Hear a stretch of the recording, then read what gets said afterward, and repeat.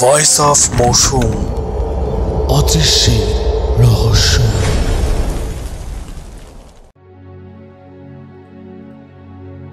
এই ঘটনার ঠিক 2 দিন পর আমাদের গ্রামের অসহায় এক বৃদ্ধা অনেক অসুস্থ হয়ে যায়। সেই বৃদ্ধার তেমন কেউ না থাকায় আমি ঠিক করি ওনাকে নিয়ে শহরে কোনো হাসপাতালে যাব। কিন্তু একা তো আর একটা অসুস্থ লোককে সাথে করে নিয়ে যাওয়া আসা সম্ভব না। তাই বন্ধু নাহিদকে ডাক দিলাম আর নাহিদকে বললাম, নাহিদ, এই বৃদ্ধ দাদা অসুস্থ, ওনাকে তো চিনিস, জানিস উনি যে কতটা অসহায় সেটাও জানিস। আমি ওনাকে নিয়ে শহরে কোনো হাসপাতালে যাব, তুই আমার সাথে গেলে তো ভালো হতো। আমার কথা নাহিদ এক কথা রাজি হয়ে গেল। নাহিদ রাজি হওয়ায় আমরা দুজন ওই বৃদ্ধ দাদাকে নিয়ে ধরাধরি করে নদীর ঘাটে গিয়ে পৌঁছালাম। নদীর ঘাটে গিয়ে এক নৌকা নিয়ে রওনা করলাম নদীর ওই পারে। বেশ কিছুক্ষণ যাবার পর আমরা পৌঁছে গেলাম নদীর ওই ঘাটে।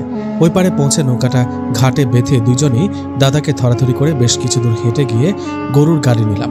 সে সময় বেশিরভাগ মানুষ গরুর গাড়িতে চলাফেরা করত। আমরা একটা গরুর গাড়ি নিয়ে রওনা করি শহরের দিকে। এদিকে দাদা আগের থেকেও বেশি অসুস্থ হয়ে পড়লেন। কি করব, কি বা করার আছে। ওনার এমন অবস্থায় দীর্ঘ 3-4 ঘন্টা পর আমরা পৌঁছে গেলাম কাছের একটা শহরে। আর দাদাকে নিয়ে গেলাম একটা হাসপাতালে। হাসপাতালে যাবার পর ডাক্তার ওনাকে দেখলেন। ওনার অবস্থা খারাপ থাকা ডাক্তার বললেন, ওনার অবস্থা খুবই খারাপ, অপারেশন করতে হবে। তখন তো এতটা উন্নত চিকিৎসা বা অপারেশন সিস্টেম এগুলো ছিল না। যতটুকু ছিল ততটুকু দিয়ে ডাক্তার কাজ শুরু করলেন। কিন্তু ফলাফলস্বরূপ আমরা পেলাম দাদার মৃত লাশ। দাদার অবস্থা খুব খারাপ হওয়ায় অপারেশন করার সময় উনি মারা যায়। একটা মানুষকে কষ্ট করে হাসপাতালে নিয়ে গেলাম, কিন্তু বাঁচাতে পারলাম না। মনের অজান্তে চোখ বেয়ে পড়ল পানি। মনটা খারাপ করে হাসপাতালের সব কাজ শেষ করে চিন্তা করলাম দাদাকে নিয়ে গ্রামে ফিরব। এদিকে আবার রাতও হয়ে আসছে। রাত নেমে আসায় নাহিদ ও আমি হাসপাতাল থেকে বেরিয়ে গেলাম। দেখলাম কোনো গরুর গাড়ি বা ভ্যান পাওয়া যায় কিনা, কিন্তু না, রাত নেমে আসায় কোনো গরুর গাড়ি বা ভ্যান কিছুই পেলাম না। উপায় না পেয়ে আবারও ডাক্তারের কাছে গেলাম। ওনার কাছে গিয়ে বললাম, ডাক্তারবাবু, বলছিলাম আপনার খোঁজে কোনো পরিচিত গাড়িয়াল হবে কি? দাদা তো মারা গেছে, ওনার লাশ নিয়ে গ্রামে ফিরতে হবে। বাইরে কোনো গরুর গাড়ি বা ভ্যান কিছুই পাচ্ছি না। আমাদের কথায় ডাক্তারবাবু বললেন, এই রাতের বেলা এসব কিছু পাবে না বাবু। তোমরা যেহেতু গাড়িটার পাচ্ছ না, একটা কাজ করো, আমাদের হাসপাতালের পেছনে একটা ভ্যান রাখা আছে, এটা লাশ টানার কাজে ব্যবহৃত হয়। তোমরা ওই ভ্যানে করে ওনার লাশ নিয়ে যেতে পারো, কিন্তু বাবা কাল দিনের বেলা ভ্যানটা আবার দিয়ে যেতে হবে। ডাক্তারবাবুর কথায় রাজি হলাম। কি আর করার, রাতের বেলা কিছু না পেলে এটাই করতে হবে। কথা মতো হাসপাতালের পেছন থেকে সে ভ্যানটা নিয়ে এসে দাদার লাশ সেখানে তুলে রওনা করলাম বাড়ির দিকে। এই ভ্যান নিয়ে হেঁটে হেঁটে আমাদের নদীর ঘাটের দিকে যেতে যেতে 2-3 ঘন্টা তো লাগবে। এতে কিছু করার নেই, যেতে তো হবেই। এই ভেবে নাহিদকে বললাম, এই নাহিদ, আমি ভ্যানের সামনে থেকে টানছি, তুই পেছন থেকে ধাক্কা দে, পরে আবার আমি পেছনে দিয়ে ধাক্কা দেব, তুই সামনে এসে টানবি। কথা মতো 2 বন্ধু ভ্যানে করে দাদার লাশ নিয়ে হেঁটে চলেছি। রাত তখন 11টা কি 12টা হবে। সে সময় রাত 11টা-12টা মানে অনেক রাত। দুজন হাঁটছি আর গল্প করছি। রাস্তা ফাঁকা, একটা মানুষও নেই। আশেপাশে জঙ্গলগুলো থেকে ভেসে আসছে শেয়ালের ডাক। নাহিদ ও আমি হেঁটে চলেছি। এমন অবস্থায় পেছন থেকে নাহিদ অবাক করা একটা কথা বলল, যেটা শুনে শরীরের লোম দাঁড়িয়ে গেল। নাহিদ বলল, নিশাদ দাঁড়া দাঁড়া। ওর কথায় দাঁড়িয়ে ওর দিকে তাকিয়ে বললাম, কি হলো? আমার কথার জবাবে ও ভ্যানে থাকা লাশটার দিকে তাকিয়ে বলল, নিশাদ, আমার মনে হলো লাশটা নড়াচড়া করলো। ওর এমন অদ্ভুত কথা শুনে ওকে বললাম, পাগল হলি, লাশ কখনো নড়ে নাকি? নাহিদ বলল, আমি 2-3 বার খেয়াল করলাম, দেখলাম নড়াচড়া করছিল। নাহিদের কথায় একটু সন্দেহ হলো, তাই ভ্যানে থাকা দাদার লাশের ওপর থেকে চাদরটা সরিয়ে দেখলাম, না, উনি তো ঠিকই আছে, বেঁচে আছে কিনা এইভাবে নিঃশ্বাসও চেক করলাম, কিন্তু না, নিঃশ্বাস চলছে না।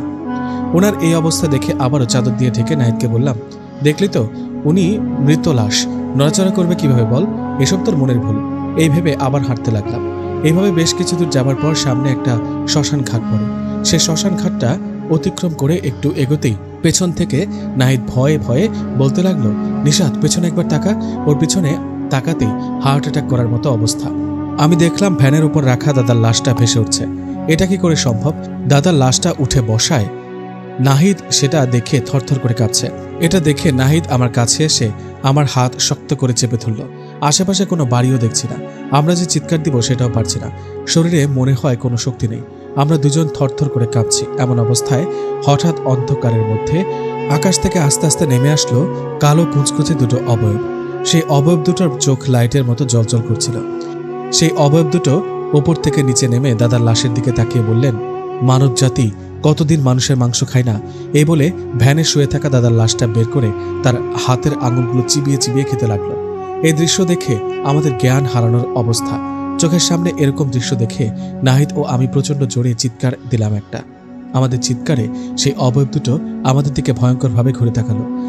এদিকে ঠিক সেই সময় হঠাৎ কোথা থেকে একটা আলোর মতো ছুটে আসলো সেই ভয়ঙ্কর অবয়ব দুটোর দিকে। আমরা সেই আলোতে এক ঝলক দেখলাম একটা মেয়ের অবয়বের মতো আসলো, যার শরীর থেকে লাইটের মতো আলো বের হচ্ছে। সেই মেয়ের অবয়বটা এসে কালো কুচকুচে ভয়ঙ্কর অবয়ব দুটোকে সেখান থেকে মেরে তাড়িয়ে দিল।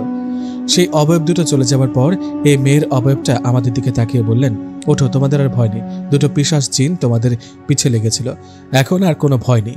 তোমাদের দাদার লাশ নিয়ে সোজা চলে যাও গ্রামে। কথাটা বলে সেই নারী অবয়বটা বাতাসে মিলিয়ে গেল। সেই অবয়বটা বাতাসে মিলিয়ে যাওয়ার পর আমরা সেখানে আর এক মুহূর্ত দেরি না করে দাদার লাশ নিয়ে পেছনে না তাকিয়ে দ্রুত চলতে লাগলাম গ্রামের দিকে। এভাবে বেশ কিছুক্ষণ পর আমরা নদীর ঘাটে এসে পৌঁছালাম। নদীর ঘাটে এসে দেখলাম সেখানে কোনো মাঝি নেই।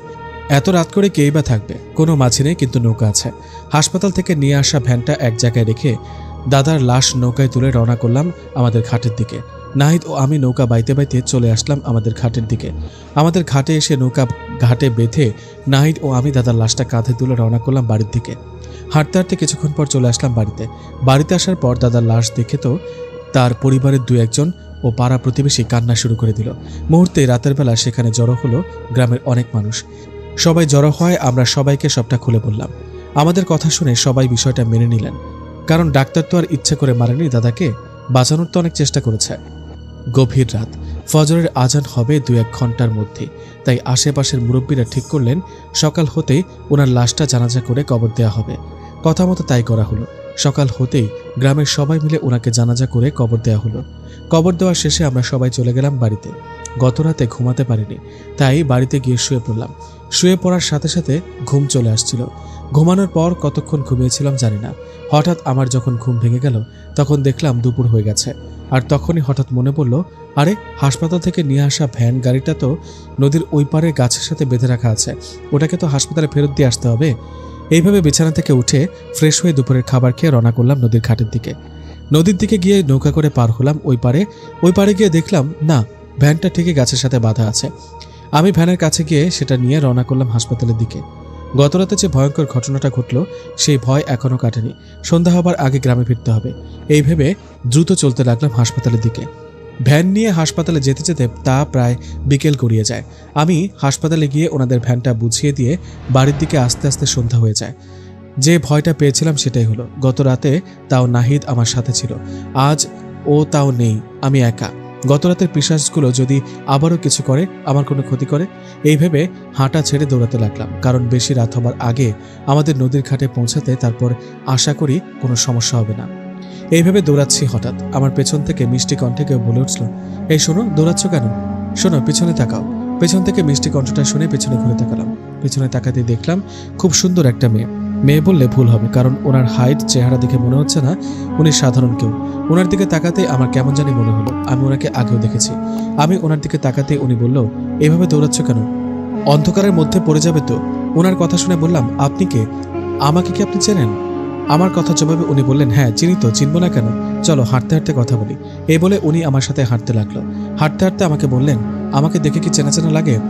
হ্যাঁ লাগে তো, মনে মনে এটাই বলছিলাম, আমি আপনাকে কোথায় যেন দেখেছি বলুন তো। আমার কথায় উনি বললেন, তোমার মনে আছে গত রাতে 2জন পিশাচ জিনের হাত থেকে একটা নারী অবয়ব এসে তোমাদেরকে বাঁচিয়েছিল? আমি একটা পরী। কি, আপনি পরী? হ্যাঁ, আমি একটা পরী। কাল আমি তোমাদের বাঁচিয়েছিলাম, তাই আমাকে চেনা চেনা লাগে। তোমার কোনো ভয় নেই, আমি তোমার কোনো ক্ষতি করব না, চলো আমি তোমাকে এগিয়ে দিয়ে যাই। না না, সেটার দরকার নেই, আপনি এখানে থাকুন, আমি যেভাবে হোক বাড়িতে ফিরব। কেন, আমি তোমার সাথে গেলে কোনো সমস্যা? হ্যাঁ সমস্যা, একবার পরিভেবে একজনকে নৌকা পার করে গ্রামে নিয়ে গেছি, তারপর যা ঘটলো সেটা কখনো ভুলতে পারবো না। কি ঘটেছে আমি তো জানি না, আমি কাল দেখলাম তোমাদের সাথে খারাপ কিছু ঘটতে যাচ্ছে, তাই সাহায্য করেছি। আজ তোমাকে একা পেলাম তাই কথা বলছি। এতে এমন করছো কেন? কারণ আমি পরিভেবে একজনের কাছ থেকে ধোঁকা খেয়েছি, আমার কাছ থেকে ধোঁকা খাবে না, চলো তোমাকে তোমার বাড়ি পর্যন্ত এগিয়ে দিই। না না, আমি একাই যেতে পারবো, ওই তো আমার নদীর ঘাট এসে গেছে। কথাটা বলে সোজা এসে নৌকায় উঠে বসলাম।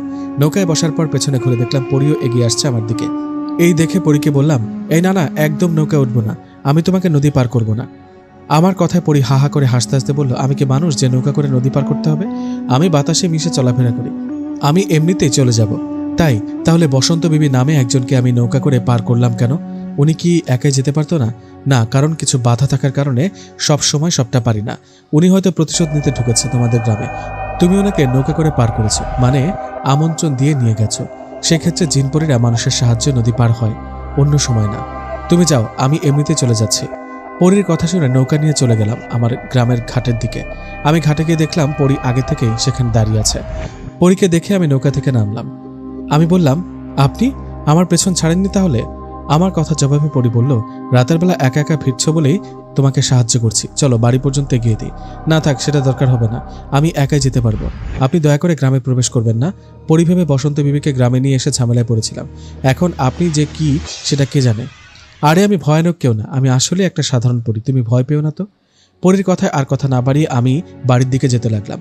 এদিকে পরীও আমার সাথে সাথে আস্তে আস্তে বলল, তোমাদের গ্রামটা তো অনেক সুন্দর। সুন্দর বলেই তো সমস্যা। আচ্ছা, আমি বাড়িতে চলে আসছি, আপনি চলে যান। এই বলে পেছনে তাকাতে দেখলাম পরী নেই। পরী হঠাৎ কোথায় মিলে গেল, এই ভাবতে ভাবতে বাড়িতে গিয়ে মাকে ডাক দিলাম। আমার ডাকে মা বেরিয়ে বললেন, নিশাদ আসছিস? তোর জন্য চিন্তা হচ্ছিল বাবা, তুই হাত মুখ ধুয়ে খেতে আয়। মায়ের কথা মতো হাত মুখ ধুয়ে রাতের খাবার খেয়ে নিজের রুমে গিয়ে শুয়ে পড়লাম। আমি শুয়ে পড়ার পর ঘুমাবো এমন একটা অবস্থায় সেই পরীটা আবার আমার কাছে আসলো। ওই পরীকে দেখে বললাম, আরে আরে, আপনি আমার বাড়ি পর্যন্ত চলে আসছেন, আমার কাছে আবার আসছেন কেন? হ্যাঁ, আমার কথায় পরী বলল, কেন আসতে মানা বুঝি? আচ্ছা, তোমার এত ভয় কেন জিন পরীদেরকে নিয়ে? পরী কথা শুনে আমি বললাম, আমি একবার ধোকা খেয়েছি, বারবার খেতে চাই না। পরীর রূপে গ্রামে আসছিল বসন্ত বিবি। আচ্ছা এক মিনিট, আপনি আমার বসন্ত বিবি নন তো? আরে না, কি বলো, আমি বসন্ত বিবি হতে যাবো কেন? আমি পরী। এখন আর কাউকে বিশ্বাস হয় না, তুমি চলে যাও, আমি ঘুমাবো। আমার কথায় পরী বলল, আচ্ছা ঠিক আছে যাচ্ছি, কিন্তু আমি আবার আসবো তোমার কাছে। কথাটা বলেই চলে গেল পরী। এই ঘটনার পরের দিন রাতের বেলা আমাদের গ্রামে শুরু হয় এক নতুন আতঙ্ক, নতুন একটা ভয়ঙ্কর ঘটনা। পরের দিন রাতের বেলা গ্রামে একজনের বাড়ি থেকে চিৎকার ও কান্নার আওয়াজ পেয়ে আমরা সকলেই ছুটে যাই তার বাড়িতে।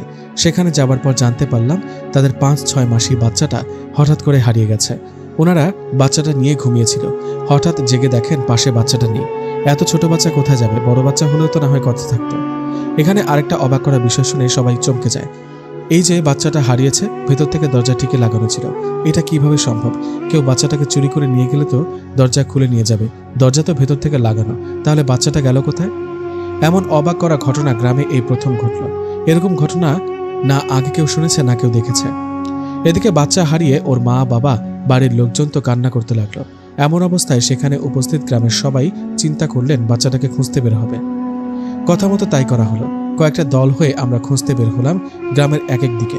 সে সময় তো লাইটের এতটা প্রচলন ছিল না, তাই হারিকেন নিয়ে যে যেদিকে পেরেছে বাচ্চাটিকে খুঁজছে। এভাবে বেশ কিছুক্ষণ বাচ্চাটিকে খোঁজা হলো, কিন্তু কোথাও পাওয়া গেল না। বাচ্চাটিকে কোথাও না পেয়ে সবাই ব্যর্থ হয়ে ফিরে আসলেন আবারও সেই বাড়িতে। এসে সেখানে দেখেন অনেকে বাড়িতে চলে গেল, কেউ বা অপেক্ষা করতে লাগলেন সকাল হবার জন্য। এত ছোট একটা বাচ্চা হঠাৎ করে কোথাও উধাও হয়ে যাবে? যাই হোক, সকাল পর্যন্ত অপেক্ষা করা হলো। দিনের আলো ফুটতে আবারও সবাই খুঁজতে বের হলেন যে যেদিকে পারছে। সকালবেলা সবাই খোঁজার সময় একজন চিৎকার দিয়ে জানান বাচ্চাটিকে পাওয়া গেছে, ও পড়ে আছে নদীর পাড়ে। কিন্তু বাচ্চাটার মাথা নেই, মাথাবিহীন শরীরটা পড়ে আছে নদীর পাড়ে। ছোট্ট একটা বাচ্চা মাথা ছাড়া শরীরটা পড়ে আছে নদীর পাড়ে, এরকম ঘটনায় কে ঠিক থাকতে পারে বলেন? গ্রামের সবার মাঝে পড়ে গেল কান্নার রোল। সবাই কান্না করতে লাগলো। বাচ্চাটিকে কে মারল সেটা জানা গেল না। বাচ্চাটির লাশ বাড়িতে নিয়ে এসে কিছুক্ষণ পর জানাজা করে মাটি দেওয়া হলো। এই ঘটনার ঠিক 2 দিন পর গ্রামে ঠিক আবারও একই রকম একটা ঘটনা ঘটল। আরেকটা বাচ্চা নিখোঁজ হলো এক রাতে। আগের বাচ্চাটার মতো এই বাচ্চাটাকে অনেক খোঁজাখুঁজির পরও পাওয়া যাচ্ছিল না। অনেক খোঁজার পর পরের দিন এই বাচ্চাটারও মাথাবিহীন লাশ খুঁজে পাওয়া যায়। গ্রামে আবার কি শুরু হলো? বাচ্চাদের প্রতি কার শত্রুতা থাকতে পারে? কেই বা বাচ্চাদের রাতের অন্ধকারে নিয়ে গিয়ে মাথা কেটে নেয়? পরপর 2টো বাচ্চার এমন অবস্থা দেখে গ্রামের সবাই নড়ে চড়ে বসে। যার যার বাড়িতে ছোট বাচ্চা আছে তারা খুব ভয় ও সাবধানে থাকতে শুরু করে। এদিকে গ্রামের কজন ঠিক করলেন জালাল কবিরাজের ছেলে শামসুল কবিরাজকে ডাকতে। বিষয়টা যদি জিন পরি রিলেটেড হয় তাহলে ও বলতে পারবে। কথা মতো তাই করা হলো। শামসুল কবিরাজকে নিয়ে আসা হলো গ্রামে। কবিরাজকে নিয়ে এসে সবাই ঘটনা খুলে বলল। কবিরাজকে বলা হলো 2টো বাচ্চা রাত করে নিখোঁজ হয়েছে, তার পরের দিন তাদের মাথাবিহীন শরীর পাওয়া গেছে। সবার কথায় কবিরাজ চোখ বন্ধ করে কিছুক্ষণ মন্ত্র পড়ল। মন্ত্র পড়ে কবিরাজ বললেন, কই, আমি তো তেমন কিছু দেখছি না, তবুও আমি আরো ভালো করে দেখব। আমার সাথে থাকা জিনদের মাধ্যমে খোঁজ নিব। বিষয়টা তো এমনও হতে পারে যে বাচ্চা দুটোকে কোনো ছেলে ধরা নিয়ে গেছে। আমি আজ রাতে সব খবর নিয়ে কালকে আপনাদেরকে জানাবো। আমার যতদূর করার সব করব। আশা করি এই সমস্যা আর হবে না। কথাটা বলে কবিরাজ গ্রাম থেকে চলে গেলেন। এদিকে কবিরাজ চলে যাবার পর সেই রাতে ওই পরীটা আমার কাছে আসে। পরী আমার কাছে এসে বলে, কি ব্যাপার, গ্রামে কবিরাজ আসছে কেন, কোনো সমস্যা কি? পরীর কথা আমি বললাম, সমস্যাই তো, পরপর 2টো বাচ্চা হারালো গ্রামের মানুষের, আর যেন কোনো বাচ্চা হারাতে না হয় তাই কবিরাজ নিয়ে আসছি। পরী বলল, অন্য কোনো সমস্যা তো হতে পারে, তাই না? শোনো, তোমাকে একটা কথা বলি, এই যে কবিরাজ, ও কিন্তু ভালো লোক না, ও কালো জাদুতে পারদর্শী। ও গ্রামে আসছে বলে আমি গ্রাম ছেড়ে পালিয়েছি, না পালালে ও আবার আমাকেই বন্দি করত। ও বেশি সুবিধার মানুষ না, আগেই বললাম। পরীর কথায় ওর দিকে তাকিয়ে বললাম, তুমি যে ভালো তার কি গ্যারান্টি আছে? তুমি পরী না ডাইনি সেটা আমি কিভাবে বুঝবো? বসন্ত বিবিও পরী রূপে আমার কাছে আসতো, আমি বুঝতেই পারিনি আমি যার সাথে কথা বলি সেই বসন্ত বিবি। আপনিও যে ওর মতো হবেন না সেটার কি নিশ্চয়তা আছে বলেন? তার থেকে এটাই ভালো হবে আপনি আমার কাছে আর আসবেন না, আপনি গ্রাম ছেড়ে চলে যান। আপনি গ্রামে আসার পর থেকে 2টো বাচ্চা হারিয়ে গেল। পরী বলল, তা এই কারণে তুমি আমাকে দোষারোপ করবা? এগুলো কি আমি করেছি নাকি? তুমি যদি এসব না করো তাহলে কে করেছে সেটা বলো, তার খোঁজ আমাকে দাও। আমি এসব বিষয়ে কোনো খোঁজ নেইনি, কিন্তু তুমি আমাকে দোষারোপ করায় আমি সত্যিটা জেনে তোমাকে জানাবো। কথাটা বলে চলে গেল পরী। আপনাদের কি মনে আছে বসন্ত বিবির কথা? মনে আছে আমাদের গ্রামের ভুতুরে বাড়ি ও ভুতুরে পুকুরের কথা? অভিশপ্ত গ্রাম সিজন 2তে থাকবে ভয়ঙ্কর খুবই শক্তিশালী জিন পরীর কাহিনী, থাকবে বসন্ত বিবির জীবনের পুরনো ইতিহাসের কথা। গল্পটা পড়তে থাকুন, আস্তে আস্তে সবকিছু জানতে পারবেন। যারা অভিশপ্ত গ্রাম 1 শোনেননি, আমার এই চ্যানেলে দেয়া আছে, অবশ্যই শুনে নেবেন। চলে যাচ্ছি গল্পতে। বসন্ত বিবি আমাদের গ্রাম থেকে চলে যাওয়ায় আমি গ্রামে ফিরে আসি। এরপর থেকে গ্রামে আর নতুন কোনো সমস্যা হয়নি। আমাদের গ্রাম আবারও স্বাভাবিক হতে শুরু করে। যারা গ্রাম থেকে ভয়ে পালিয়ে গিয়েছিল অন্য গ্রামে বা শহরে, তারা ফিরে আসতে শুরু করে গ্রামে।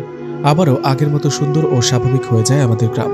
আমাদের গ্রামের সবার সাথে এত কিছু ঘটায় সবাই ওই ভুতুরে বাড়ি ও পাশে থাকা পুকুরটাকে এক প্রকার সম্মান করে চলত। কেউ কোনো কারণ ছাড়া ওই বাড়ির কাছে যেত না, সে পুকুরেও নামত না। যাই হোক, সবকিছু স্বাভাবিকভাবে চলছিল। এদিকে আগের থেকে গ্রামে আমার একটু নামডাক বেড়ে গেছে, কারণ বসন্ত বিবিকে আমি গ্রাম থেকে তাড়িয়েছি। তেমনই একদিন বন্ধু নাহিদ ও জান্নাতের সাথে দেখা হতেই ওরা বলল, কি ব্যাপার, আমাদের গ্রামের হিরো, কেমন আছিস? ওদের কথায় জবাবে আমি বললাম, আলহামদুলিল্লাহ ভালো। আর আমি আবার কবে হিরো হলাম বল? তুই হিরো না তো কি, বসন্ত বিবির হাত থেকে সবাইকে বাঁচালি, তো তুই হিরো না? জান্নাত বলল, তবে নিশাদ, আমার কিন্তু একটা ব্যাপারে অনেক আফসোস হয় জানিস, তোর জীবনে একটা পরী আসছে ভেবেছিলাম সেটা তোর নায়িকা হবে, কিন্তু তা আর হলো না, কারণ বসন্ত বিবি যে পরীর রূপে ছিল। জান্নাত বলল, আরে বাদ দে সব, মজা করিস না তো। নাহিদ বলল, আচ্ছা নিশাদ, বসন্ত বিবি চলে যাবার পর ওর সাথে তো আর তোর দেখা হয়নি, তুই কি চাস দেখা করি? উনি খুবই ভয়ঙ্কর, আমরা চাই উনি যেন গ্রামে আর না আসে, কিন্তু আমার ওনার সাথে দেখা করার অনেক ইচ্ছে, ওনার কাছে আমার কিছু জানার আছে। নাহিদ বলল, ওনার সাথে তোর কি কথা, কি জানার আছে? সেটা সময় হলে জানতে পারবি, আজ আসি, বাড়িতে কাজ আছে। কথাটা বলে বাড়িতে চলে আসলাম। বাড়িতে আসার পর সেই রাতে আমার সাথে অদ্ভুত একটা ঘটনা ঘটে। মধ্যরাতে আমার ঘুম ভেঙে যায় একটা আওয়াজে। আমি আওয়াজটা পেয়ে ঘুম থেকে উঠে চমকে উঠলাম, কারণ আমার ঘুম ভেঙে যেতেই আমি আমার রুমের 2টো অবয়বকে দেখতে পেলাম। অবয়ব দুটোকে দেখে চিৎকার দিতে যাব, ঠিক তখনই ওদের মধ্যে একজন বলে উঠল, চিৎকার করো না, তোমার কোনো ভয় নেই, আমরা 2জন জিন, তুমি আমাদের অনেক উপকার করেছ, তাই তোমার সাথে কথা বলতে আসলাম একটু। ওনাদের কথা শুনে ভয়ে ভয়ে বললাম, উপকার? আমি কখন আবার আপনাদের উপকার করলাম? আমার কথার জবাবে একটা জিন বলল, মনে নেই তুমি যে মাটির নিচ থেকে বোতল বন্দি থাকা 2টো জিনকে মুক্ত করেছ? আমরাই তারা। জালাল কবিরাজ আমাদের বোতল বন্দি করেছিল, তুমি আমাদের মুক্ত করেছ। আমি বললাম, ও আপনারা তারা, আপনারা তাহলে বসন্ত বিবির পরিচিত? আমার কথায় সেই জিনটা বলল, তোমরা যাকে বসন্ত বিবি বলে চেনো, উনি আমার শাশুড়ি, এই যে আমার পাশে আমার স্ত্রীকে দেখছো, ওর মা। তুমি আমাদের উপকার করেছো, তোমার উপকার কখনো ভুলবো না। আমরা ওই ভূতুরে বাড়িতে থাকি, কখনো জিনপরি রিলেটেড কোনো সমস্যায় পড়লে আমাদের কাছে যেও, আল্লাহর রহমতে যতটা পারি সাহায্য করব। কথাটা বলে ওনারা চলে যাবেন। ঠিক সেই সময় আমি ওনাদের বললাম, আচ্ছা বসন্ত বিবি কোথায় আছে এখন? আমি ওনার সাথে একটু কথা বলতে চাই, আপনারা কি ওনার সাথে দেখা করতে পারবেন? আমার কথায় ওই জিনটা বলল, দেখা করতে পারবো না, কারণ অনুমতি ছাড়া ওনার কাছে যাওয়া যাবে না, তবে আমরা খবর দিতে পারি, আমরা খবর পাঠিয়ে দেব, উনি যদি ইচ্ছে প্রকাশ করে তাহলে তোমার সাথে দেখা করবে, কথা বলবে। কথাটা বলে ওনারা চলে গেল। এই ঘটনা 7 দিন পরের ঘটনা। এক রাতে ঘুমিয়েছিলাম নিজের রুমে, হঠাৎ আমার ঘুম ভেঙে যাওয়ায় আমি দেখলাম 2টো অবয়ব আমাকে ধরে কোথায় যেন নিয়ে যাচ্ছে। এমন অবস্থা দেখে চিৎকার দিয়ে বলতে লাগলাম, কে আপনারা, আমাকে কোথায় নিয়ে যাচ্ছেন? ছাড়ুন আমাকে, ছেড়ে দিন। আমার কথায় ওই অবয়ব 2টো বললেন, এই ভয় পাস না, আমরা তোর ক্ষতি করব না। তোকে বসন্ত বিবির আদেশে নিয়ে যাচ্ছি, তোকে আবার রেখে আসবো বাড়িতে। ওদের কথায় কি বলবো বুঝতে পারছি না, কোথায় আছি সেটাও জানি না। হঠাৎ আমার মনে হলো আমরা পানির নিচ দিয়ে কোথায় যেন যাচ্ছি, কিন্তু অবাক করা বিষয় হলো পানির নিচেও নিঃশ্বাস নিতে পারছিলাম। এভাবে বেশ কিছুক্ষণ যাবার পর আমি দেখলাম পানির এক সুন্দর জগৎ। পানির নিচেও যে এত সুন্দর জগৎ থাকে সেটা তখন প্রথম দেখে বুঝলাম। আমি সেখানে গিয়ে দেখলাম খুব সুন্দর একটা প্রাসাদ। সেই প্রাসাদে নিয়ে যাবার পর আমি দেখলাম বেশ কিছু জিন পরি সেখানে উপস্থিত আছে, আর তাদের মাঝে বসে আছেন বসন্ত বিবি। আমি বসন্ত বিবিকে দেখে এক দৃষ্টিতে তার দিকে তাকিয়ে আছি। এ অবস্থা দেখে বসন্ত বিবি সেখানে থাকা সকল জিনকে ইশারা দিতে সবাই সেখান থেকে চলে গেল। সবাই চলে যাবার পর উনি আমাকে বললেন, কেমন আছো? আসো, আমার কাছে আসো, বসো। তুমি নাকি আমার সাথে দেখা করতে চেয়েছো, কথা বলতে চেয়েছো? ওনার কথায় একটু ভয় ভয় বললাম, না মানে আপনি যেদিন আমাদের গ্রাম ছেড়ে চলে আসছিলেন তখন বলেছিলেন না আপনার জীবনে একটা ইতিহাস আছে, আপনি এতটা ভয়ঙ্কর ছিলেন না, আপনাকে ভয়ঙ্কর করতে বাধ্য করেছে। কি ছিল সেই ঘটনা? আমি আপনার জীবনের পুরনো ইতিহাস জানতে চাই। আমার কথায় বসন্ত বিবি মুচকে একটা হাসি দিয়ে বলল, হো এই কথা তুমি সত্যি শুনতে চাও? হ্যাঁ বলেন, আমি সব কিছু শুনব। আমার কথায় বসন্ত বিবি বলতে শুরু করলেন। আমি বসন্ত বিবির কাছে গিয়ে বসায় উনি বলতে শুরু করলেন, শোনো, তোমরা যে আমাকে বসন্ত বিবি নামে চেনো, আসলে আমার নাম সেটা নয়। আমি একজন পরী, আমার আসল নাম ফাইজা। আমি এতটা ভয়ঙ্কর ছিলাম না, আমাকে ভয়ঙ্কর হতে বাধ্য করা হয়েছে। ঘটনাটা আজ থেকে 400-500 বছর আগের কথা। তোমরা যে এখন গ্রামে থাকো, ওইখানে আগে কোনো গ্রাম ছিল না, ওটা ছিল একটা জঙ্গল, আর জঙ্গলের ভেতরে বড় বড় পুরনো গাছ। আমরা আমাদের গোত্রের সকল জিন পরীরা সেখানে থাকতাম। আমাদের গোত্রে সদস্য ছিল 150। এই 150 জিন পরি মিলে আমাদের গোত্র। আমাদের মতো অন্য জিনদেরও আলাদা আলাদা গোত্র ছিল। আমি যদি তোমাকে সহজভাবে বুঝাই তাহলে ধরো তোমাদের যেমন আলাদা আলাদা গ্রাম বা পাড়া মহল্লা হয়, সেরকম আমাদের আলাদা আলাদা গোত্র থাকে। আমাদের গোত্রের সর্দার ছিলেন আমার বাবা। আমি আমার বাবার একমাত্র মেয়ে, আর বেশ সুন্দরী হওয়ায় অন্য একটা পিশাচ গোত্রের একটা জিন আমাকে বিয়ে করার কথা বলে, কিন্তু বাবা এতে কোনোভাবে রাজি ছিলেন না। বাবা সেই পিশাচ জিনের সাথে আমার বিয়ে না দেওয়ায় তাদের গোত্রের সাথে আমাদের গোত্রের সম্পর্ক নষ্ট হয়। তখন থেকে শুরু হয় শত্রুতা। পিশাচ জিনেরা খুব খারাপ হয়ে থাকে। আমার কিছু না হওয়ার আগে বাবা আমাকে আমাদের গোত্রের একটা জিনের সাথে বিয়ে দেন। বিয়ের পর সব স্বাভাবিক চলছিল, আমি আমার স্বামীকে নিয়ে সুখে ছিলাম। এভাবে কেটে যায় কয়েকটা বছর। কয়েক বছর পর আমার একটা মেয়ে সন্তান জন্ম হয়। আমার মেয়ে হওয়ায় আমার স্বামী ও আমার মা, বাবা সবাই অনেক খুশি হয়। এভাবেই কেটে যায় আরও কয়েকটা বছর। আমার মেয়ে আস্তে আস্তে বড় হতে থাকে, আর একসময় ওর পরিপূর্ণ বয়স হওয়ায় আমরা একটা জিনের সাথে ওর বিয়ে দিই। আমার মেয়ে চলে যায় ওর স্বামীর বাড়ি। আমাদের গোত্রের জিনেরা ছিল খুবই ভালো ও দলবদ্ধ, কেউ কারোর সাথে ঝগড়া লিপ্ত হতো না। একদিন কোনো কারণে সেই পিশাচ গোত্রের সাথে আমাদের গোত্রের আবারও ঝামেলা হয়, আর এবার সেই পিশাচ গোত্রের জিনেরা আমাদের ওপর হঠাৎ করে হামলা করে।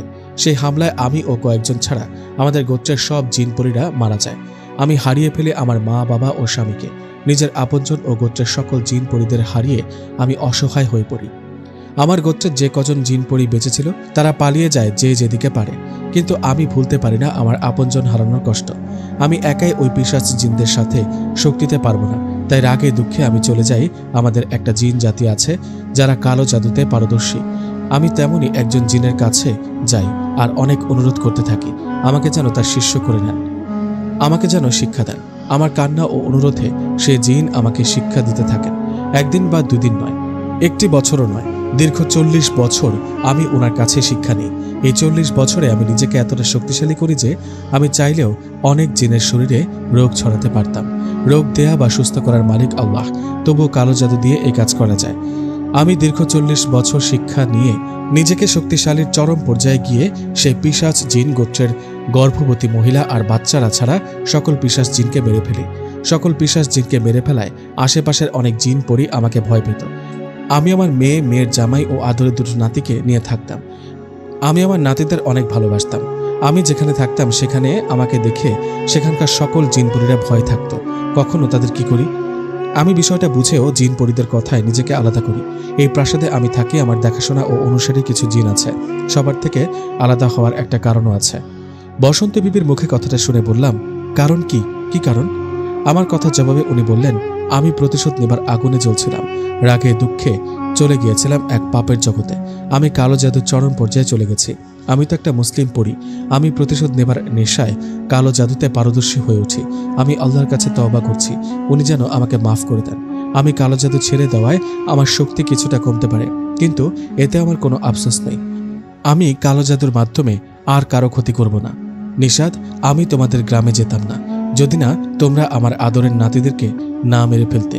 তোমরা ওদের মেরে ফেলায় আমি তোমার গ্রামের অভিশাপ হয়ে দাঁড়াই। তুমি আমার জীবনের ইতিহাস শুনতে চাইলে তোমাকে অনেকটা বললাম।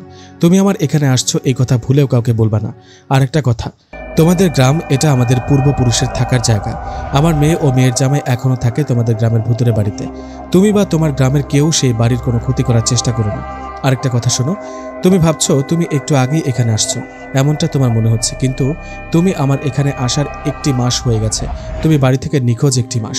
তুমি বাড়িতে যাওয়ায় তোমার মা বাবা গ্রামবাসী নানান কথা জিজ্ঞেস করবে, বলবে তুমি এই 1 মাস কোথায় ছিলে, কিন্তু তুমি ওদের আমার কথা বলবে না।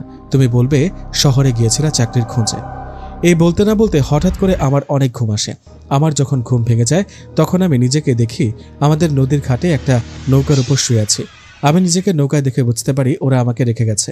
আমি নৌকা থেকে উঠে রওনা করি আমার বাড়ির দিকে। আমি যখন হেঁটে হেঁটে গ্রামে ফিরছিলাম তখন গ্রামের অনেকেই আমাকে দেখে বলেছিল, কিরে নিশাদ, কোথায় গিয়েছিলি? সবাই বলা বলি করছে তুই নাকি হারিয়ে গিয়েছিলি। ওনাদের কথার জবাবে আমি ওদের বলি, আরে না, হারাবো কেন, আসলে আমি শহরে গিয়েছিলাম। এ বলে সোজা চলে গেলাম বাড়িতে। বাড়িতে যাবার পর মা বাবা আমাকে দেখে কান্না করতে করতে বললেন, বাবা নিশাদ, তুই কোথায় চলে গিয়েছিলি? আমরা তোকে কত জায়গায় খুঁজেছি, আমি ভেবেছি তুই হারিয়ে গিয়েছিস। মা বাবার কথায় ওনাদের শান্ত করে বললাম, মা বাবা কেঁদো না, আসলে আমি কাউকে কিছু না বলে শহরে গিয়েছিলাম চাকরির খোঁজে। এই 1 মাস আমি শহরে ছিলাম, এই তো এখন ফিরে আসছি। আমার কথায় মা বললেন, আর কোথাও যাবি না তো বাবা? মায়ের কথার জবাবে বললাম, না মা, আর কোথাও যাব না, চিন্তা করো না। মা বাবাকে শান্ত করে ঘরে চলে গেলাম। সেদিন বিকেলে বন্ধু নাহিদ ও জান্নাতের সাথে দেখা হলো। দেখা হতে ওরা বলল, কিরে নিশাদ, কই গিয়েছিলি? শুনলাম শহরে গিয়েছিলি। ওদের কথা শুনে বললাম, হ্যাঁ রে ভাই, শহরে গিয়েছিলাম চাকরির খোঁজে, চাকরি পাইনি তাই চলে আসলাম। আমার কথা শুনে নাহিদ বলল, তাই বলে আমাদের বলে যাবি না? আমরা কি তোর বন্ধু না? আমাদের কি জানানোর প্রয়োজন মনে করলি না? নাহিদের কথায় ওকে বললাম, দুঃখিত ভাই, তোদের বলে যেতে পারিনি।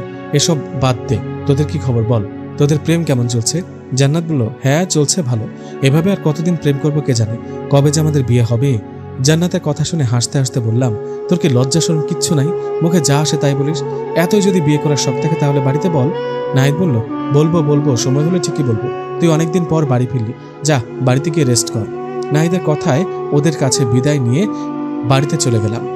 বাড়িতে যাওয়ার পর সেই রাতে শুয়েছিলাম, ঘুমিয়ে পড়বো এমন একটা সময় নাহিদ এসে ডাকতে লাগলো, নিশাদ, নিশাদ, দরজা খোল। বন্ধু নাহিদের ডাকে দরজা খুলতে ও বলল, আরে চল, রহিম চাচার বাড়িতে যাবো, চল। ওর কথায় অবাক দৃষ্টিতে ওর দিকে তাকিয়ে বললাম, কেন রে, এত রাতে রহিম চাচার বাড়িতে কেন? আরে রহিম চাচার ছেলে মমিনুল আছে না, ওকে নাকি পরি না পেতনি জানি ধরেছে, সেটাকে ছাড়ানোর জন্য কবিরাজ নিয়ে আসছে। চল চল, পরি ছাড়ানো দেখতে যাব, অনেকেই গেছে। নাহিদের জোরাজুরিতে ওর সাথে রওনা করলাম রহিম চাচার বাড়ির দিকে। এমনিতেও জিন ভূত ছাড়ানো দেখতে মজা লাগে, যারা দেখছেন তারাই বুঝবেন। আমি ও নাহিদ কিছুক্ষণের মধ্যে পৌঁছে গেলাম রহিম চাচার বাড়িতে। সেখানে গিয়ে দেখলাম আগে থেকে অনেকেই জড়ো হয়েছে পরি ছাড়ানো দেখার জন্য। সবার মতো আমরাও গিয়ে বসে পড়লাম সবার মাঝে। আমরা সেখানে যাবার কিছুক্ষণ পর কবিরাজ তার কাজ শুরু করলো। কম বয়স্ক একজন কবিরাজ দেখে যুবক লাগছে। কবিরাজ সবাইকে উদ্দেশ্য করে বলল, গ্রামবাসী সবাই শোনো, আমাকে হয়তো কেউ কেউ চেনো, অনেকেই হয়তো বা চেনো না। আমি হলাম জালাল কবিরাজের বড় ছেলে। আমার বাবা অনেক আগেই আমাকে কবিরাজি শিখিয়েছে। আমার বাবা ছাড়াও আমি অনেক তান্ত্রিক বা কবিরাজের কাছে শিক্ষা নিয়েছি। আমার বাবা জালাল কবিরাজ আপনাদের গ্রামের মানুষদের বাঁচাতে এসে বসন্ত বিবির হাতে মারা গেছে। বাবা নেই, আমি আছি। আমি শামসুল কবিরাজ। আমি বাবার থেকে ভয়ঙ্কর। আমার কাছে জিন পরীরা খেলা মাত্র মুহূর্তেই তাদের বশ বা বন্দি করতে পারি। কথাটা বলে সে জালাল কবিরাজের ছেলে শামসুল কবিরাজ রহিম চাচাকে বললেন, চাচা, আপনার ছেলে কবে আর কখন থেকে অসুস্থ?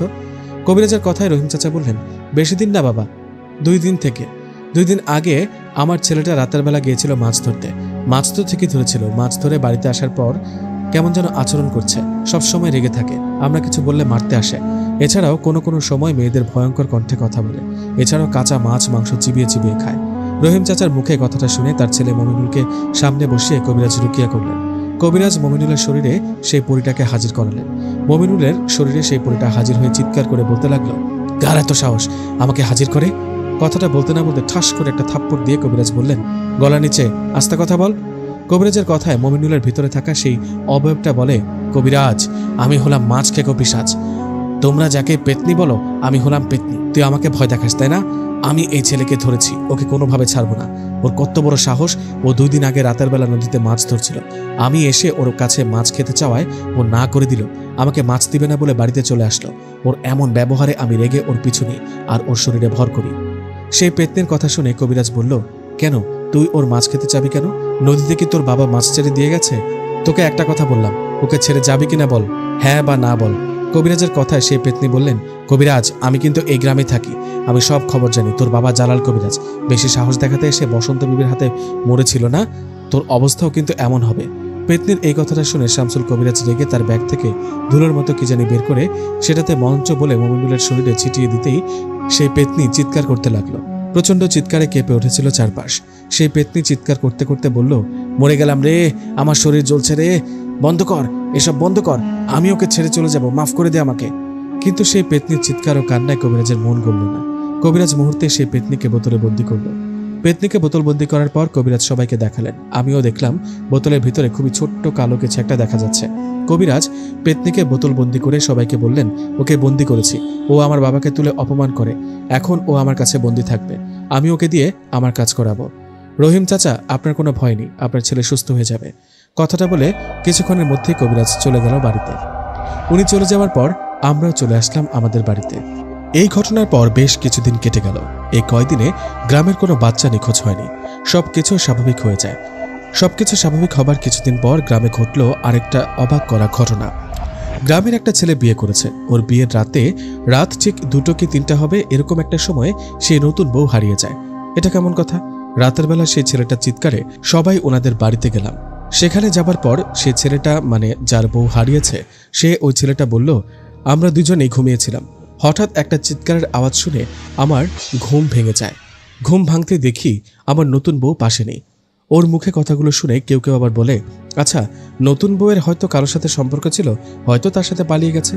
অনেকের কথা শুনে সেই ছেলেটা বলে, না এরকম কিছু না, যদি এরকম হতো, যদি বউ আমার কারোর সাথে পালাতোই তাহলে দরজা খুলে পালাতো, কিন্তু আমার বউ নিখোঁজ হবার পরও আমি দেখলাম দরজা ভিতর থেকে লাগানো, দরজা লাগানো, কিন্তু আমার বউ হারিয়ে গেছে, এটা কিভাবে সম্ভব?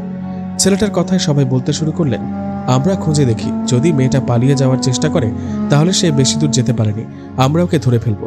কথা মতো যে যেদিকে পারছে খুঁজতে বের হয়েছে, কিন্তু ফলাফল শূন্য। নতুন বউকে খুঁজে পাওয়া গেল না কোথাও। কি যে শুরু হলো! কয়দিন আগে 2টো বাচ্চা হারালো, আজ আবার বিয়ে করা নতুন বউ হারালো। এগুলো নর্মাল নাকি প্যারানর্মাল কিছুই বুঝতে পারছি না।